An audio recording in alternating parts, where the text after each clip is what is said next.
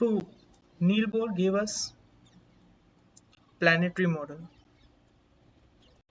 What is Neil Bohr's planetary model and why it's called planetary? Planetary. According to Neil Bohr, we have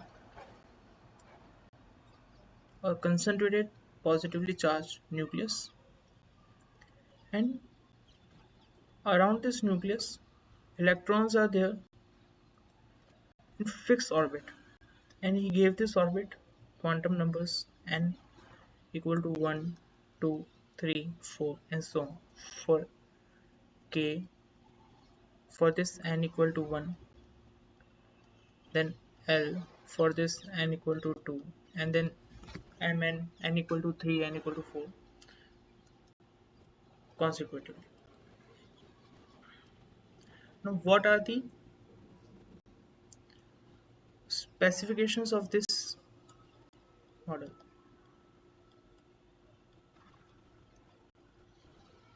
First, in this model electrons revolve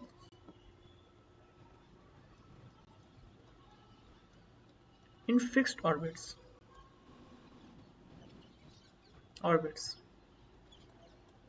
orbits namely k, l, m, n, m and so on, and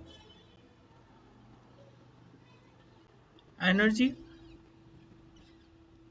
of these cells or orbits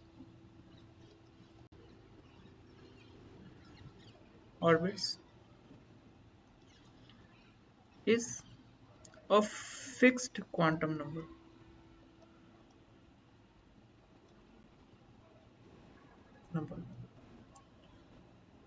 We say that electrons revolve in this orbit with energy which is quantized or is a fixed number. Second, that only by giving and taking energy to and away from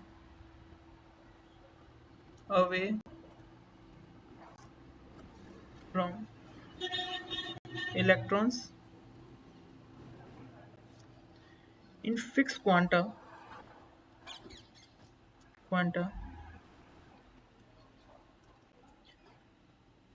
the electrons can change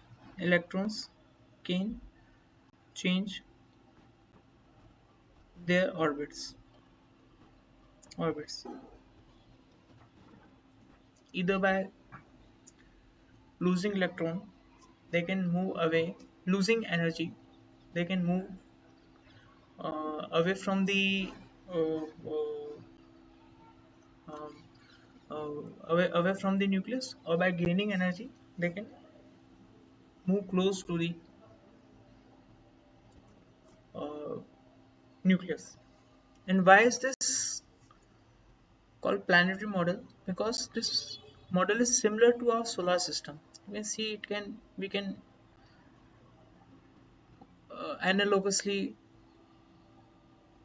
we can treat it as a sun, and electrons like planets which is revolving around this nucleus, or sun, Mercury or Venus, whatever, Venus. So this is very similar to our solar system, and hence we call it planetary model, because in this electrons are revolving around this uh, concentratedly positively charged uh, nucleus in fixed orbits like planets revolve around sun. Now, is this model an accurate representation?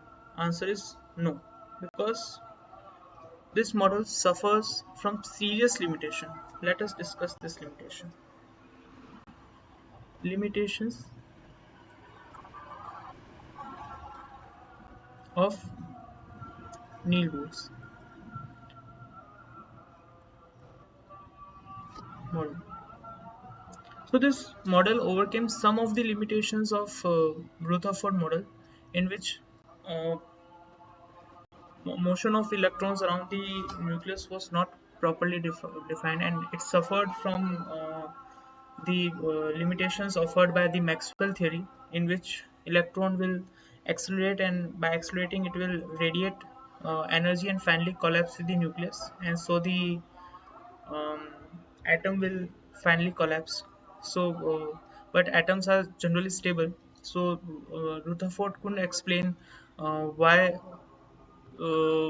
atoms are stable, but Neil Bohr could somehow explain stability of atoms, but still it suffered some serious limitations, which are, so the first limitation is that Neil Bohr failed to explain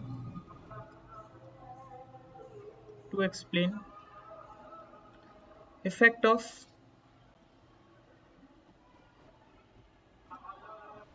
effect of magnetic and electric field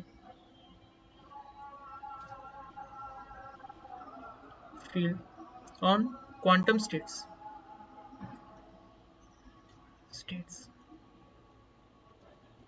Now we know that K shell has S subshell, L has S and P subshell. This way, this in this way, we can say that each shell has subshells. Now, in presence of magnetic electric field, these subshells further splits into different quantum states. We call it, the effect due to magnetic field is known as Zeeman effect, and Zeeman effects give us further quantum states, uh, which is known as magnetic quantum number, quantum number, and spin quantum number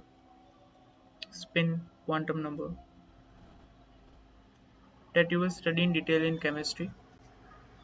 So Zeeman effect, and then this Stark effect, which is not in detail studied, but it also has some effect on the subshells, and this is not accommodated in the Neil Bohr's model. So this is one of the failure. Then second failure is that Neil Bohr violates Heisenberg uncertainty principle. Uncertainty principle. Now, what is Heisenberg uncertainty principle? So it says that at any point uh, in time space, we can only have estimates for either position or momentum, not both, not both. So this is not explained by Niels Bohr. So Heisenberg principle is given by uncertainty in position multiplied by uncertainty in momentum. This delta means uncertainty. This, because we can only estimate, is greater than equal to, and it is an approximation, so greater than equal to h upon 4. So this is not accommodated in Neil Bohr. Now another limitation is that it cannot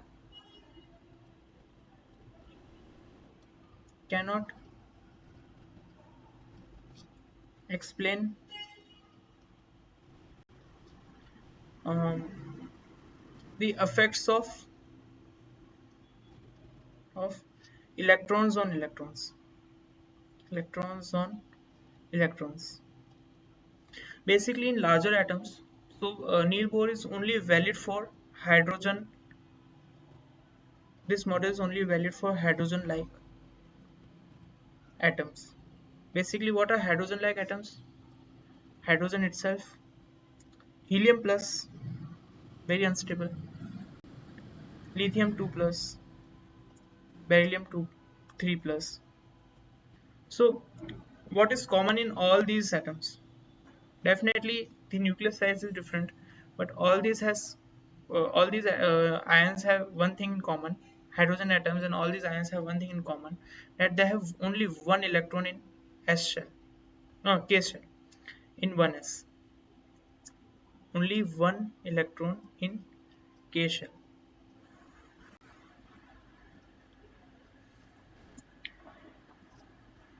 So it do not consider what if there are more than one electrons.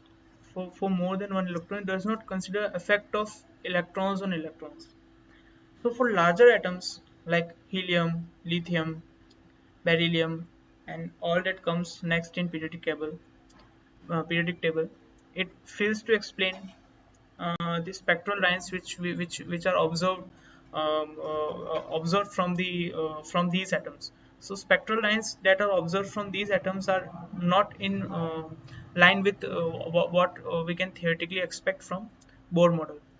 Bohr model is a failure here.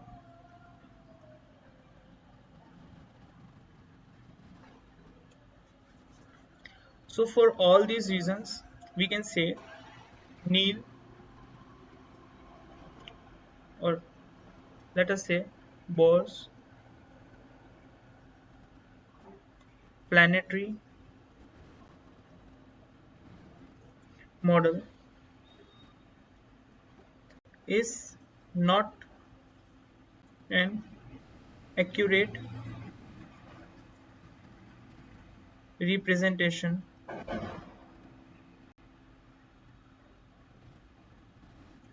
of an atom.